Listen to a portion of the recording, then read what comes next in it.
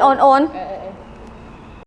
ผู้หญิงคนนี้ถ้าเงินเราบ่พอใจค่าอาหารเราจะเฮ็ดแนวใดไปเท่าไปกินข้าวไปแต่ว่ากูบ่มีเงินไหนกูสิเลี้ยงดอกไปเร็วว่ะ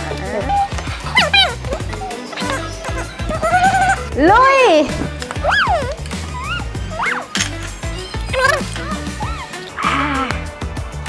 อุ้ยให้ผู้นั้นเด้อเงินในบัญชีว่าเพียงพอเฮ็ดจังไหนบัดนี้เอาลืมเมื่อวานนี่โอนเห็นไหมเดี๋ยวมึงมีแอปอินซีฮับเป็นบ่กูเห็นมึงมักซื้อเล็กมักแนะนำให้คนอื่นดาวน์โหลดอยู่เอาโทรศัพท์มาให้สังเกตเบิ่งเงินในกระเป๋าถ้ามีแบบนี้กดปุ่มถอนเงินเลือกบัญชีธนาคารเลือกถอนเงินจากกระเป๋าใส่จำนวนเงินและคำอธิบายใส่รหัส OTP